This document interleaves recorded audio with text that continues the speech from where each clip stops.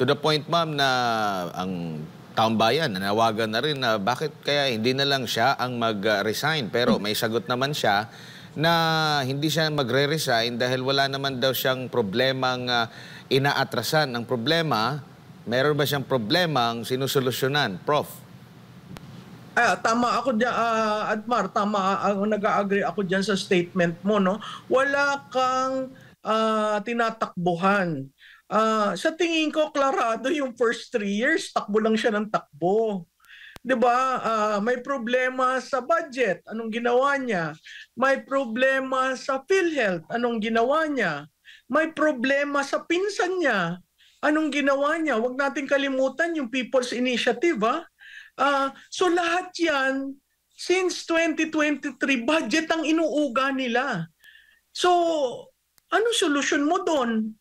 'Di ba? Kaya nga umabot sa Supreme Court at hinihintay ang mga petition para magkaroon ng oral arguments kasi abay hindi ko alam kung ang definition ng pagtakbo niya ay iba. Ako, ang definition ko doon, hindi ko sinulbahan yung problema. Pinasa ko. Pero mong 3 years yan, I mean, we're not lacking of issues or instances when we can show he ran away from the problem instead of facing it.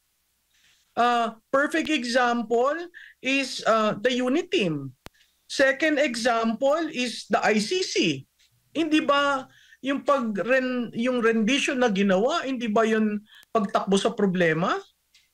At makikita mo, ito yung isa pang hindi ko maintindihan dito sa administrasyong ito. Wala bang nag-take note ng sinabi niya from day 1 hanggang ngayon? Kasi kung tayong taong bayan, nakikita natin ang biglang 180 degrees turn, no? Biglang ito yung sinabi niya, ngayon ito na. Yung mga publicity materials nga may date pa eh. Wala bang tao sa kanyang grupo na tinitingnan, sir, sinabi mo ito, ngayon bumaliktad ka. So, yun ang nakakahilo eh. There is no stability, no predictability, no certainty under this administration for the past 3 years. Now, I want that change. Di ba isa ako sa mga pumuna na hindi ko nararamdaman ang administrasyon na ito. First 100 days pa lang sinabi ko na ako'y natutuwa nung podcast. Sinabi niya na pasensya na kayo, alam ko hindi nyo naramdaman. So paano ito bang mga palliative na window dressing na may resignation, courtesy resignation, palawak ng palawak. Is that the answer? The answer is to launch your programs, to push through with the flagships, and plod on. And there have been instances in the past where a cabinet of an administration remained from day 1 to 0. Marginal lang yung pag-aalis. Meron naman talagang ang balasahan is based on nagawa ba yung mga inassign ko sa inyo. Remember, Admar, may sinabi pa siya doon na mabuti pa sa private sector pag sinabi mo, ginagawa. Dito, marami pang batikos. But that is the essence of governance. That's the essence of consensus building. So hindi ko maintindihan yung sinabi niya sa podcast, ang dami niyang reklamong sinabi sa podcast. But you hold the reins of government. Nasa sayo. Di ba may sinabi pa siyang siguro naging mabait ako, siguro dapat fearful. I mean, these things you don't say publicly, you just do it. And in doing so, you remember, balik ka uli sa inaugural mo. Ano ba yung sinabi mo sa inaugural mo? Kung ayaw mong balkan yung State of the Nation address na the past 3 congresses, balkan mo yung commitment mo sa tao eh. Yung inaugural. Kasi wala naman siyang campaign promise. Ang sinabi lang niyang campaign promise, unity ng unity. So, again, kung titingnan mo, Mr. President, takbo ka ng takbo, hindi naman namin alam kung saan ka pupunta. Yun ang problema natin. Good evening, ma'am. Si MJ po ito. Tsaka, ma'am, pag-usapan natin yung salita ng isang presidente dahil sa politika o sa leadership. yung mga deklarasyon, yung mga treaty, lalo na yung Constitution, begin with words. Pero paano na lang, ma'am, kung ang salita ng presidente ay iba naman sa kanyang ginagawa? Many are saying na nagkakaroon daw tayo ng Janus-faced leadership sa mga panahon ngayon. Ma'am.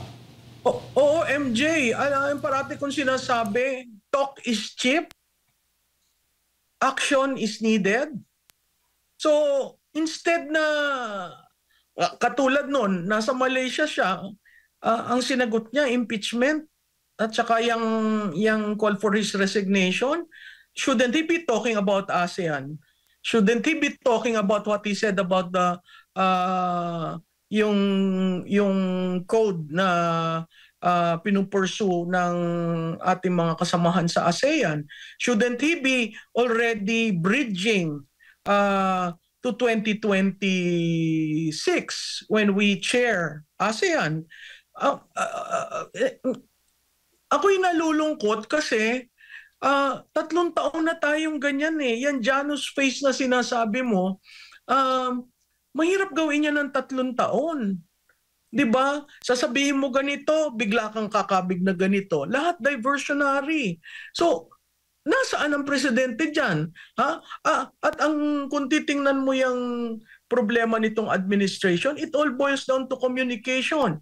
You have someone, yung kanyang Barker na ang tawag ko dun eh. Yung kanyang Barker, in-insert during the campaign period, mas lalo nagkagulo ang messaging, na talks about policy, laws, plans, programs, and you have a president not talking about that. Yung Barker niya, ang default na sagot, ang blame is Duterte. That is by design. Diba? And then, in the podcast, you are reaching for reconciliation. I mean, I don't know if they understand Janus face. I don't know if they understand the philosophical mooring and the psychological meaning of that. But if a leader is said to be wearing such, then lahat double speak, double talk. And we're tired of that. Kaya nga ganyan ang resulta ng eleksyon eh. 'Di ba? Kaya nakakabahala kasi May 12 tayo nag-eleksyon, mahigit na 1 linggo na nakakaraan, parang naka-standstill pa rin tayo. Parang hindi natin alam saan ba dadalhin ito. Kasi nag-cleaning of the house. Habang nag-cleaning of the house, ano nangyayari? Yun ang nakakalungkot kasi napakabilis ng 3 taon. At dadaan na naman tayo sa process na highly divisive, which is the impeachment. Saan pupunta ang Pilipino? So 6 na taon tayong nagsayang ng ating panahon, ng ating taxes, ng ating social contract dahil gusto natin na ayusin natin ang ating bansa.